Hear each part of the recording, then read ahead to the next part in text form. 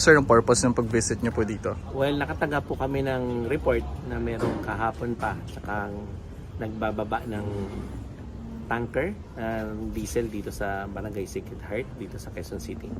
So, ang maganda po niyan, mabilis din na tumugon yung barangay. Ang Barangay Sacred Heart, mabilis din tumugon yung LGU QC. Tumugon din po yung ating kapulisan, andyan si Lieutenant Colonel Capellan at ang kanyang mga kasamahan.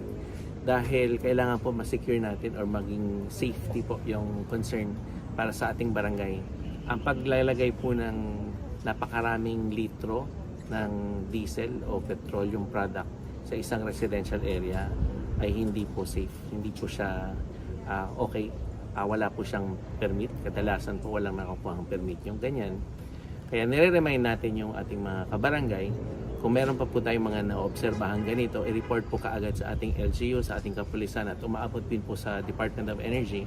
Dahil kami naman po, hahabulin din namin o sususugin namin kung saan ito galing.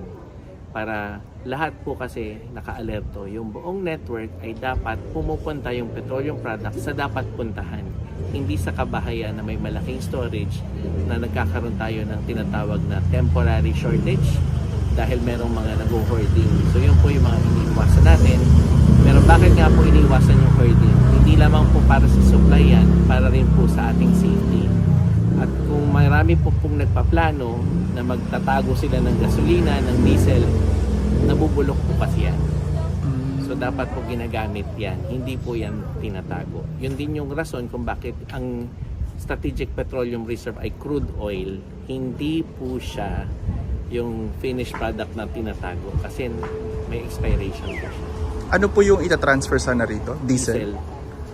Paano po? Reportedly diesel. Tas gaano po karami, sir? Ang initial na information ni Kapitana ay 10,000 liters pero parang hindi naman yun nangyari. May report po ba kayo kung saan daw gagamitin? Wala. Walang tao. Kinatok nyo, sir, kanina, paano nyo hinanap yung tao sa loob? Kaming dalawa ni Lieutenant Colonel. Walang sumagot, ano? Wala daw, kahit sa mga kapitbahay na. Sabi nyo, sir, na-expire. Pwede bang paki-expound yun? Gano'n lang baka tagal yung lifespan? Iba-iba siya. Kung diesel? Alam ko naman buwan, pero hindi yan sapat para magkaroon ng hoarding. Kasi ang importante, magkaroon tayo ng supply para sa lahat, lalong-lalo na sa kapulisan, sa ambulansya, sa reporter, sa normal na gumagamit. Pero kung may mga ganyan nagtatago, yun yung hindi maganda para sa ekonomiya at hindi maganda para sa seguridad ng isang barangay. Kasi baka meron lalong-lalo na residential. Baka may mga gumaya na nag-i-imbak na sa mga galon. Hindi maganda yun. Para lang alam nila. Sapat na yung supply kasi natin. Ang importante, binabantayan natin yung network, hindi nagsasara yung gasolinahan, pero tama yung pinupuntahan ng petroleum products. So, hindi siya dapat napupunta sa isang lugar na residential, tapos napakarami, kasi hindi siya safe. Illegal po ito? Malamang. Ano po ang violation?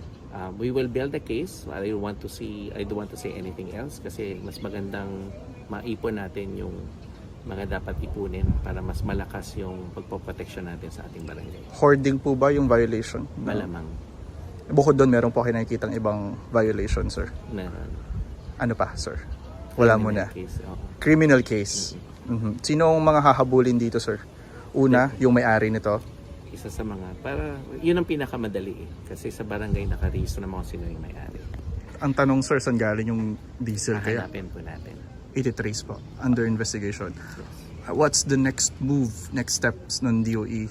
What we are doing is we are enhancing yung coordination natin sa lahat ng LGUs because as we reported with the President sa Senado sa Kongreso, we already have this coordination with all the local government units, Luzon, Visayas, Mindanao. Meron din tayong coordination sa ating mga chiefs of police. Yung paglilikom ng mga report every Monday, Tuesday, and then Wednesday collated, yun po yung inaayos natin para mas magkaroon tayo ng coordinated at systemic na analysis kung ano yung mga behavior sa demand and ano yung behavior ng ating mga negosyante sa supply. Pero sir, kahapon nadatnan pa yung tanker dito, di ba?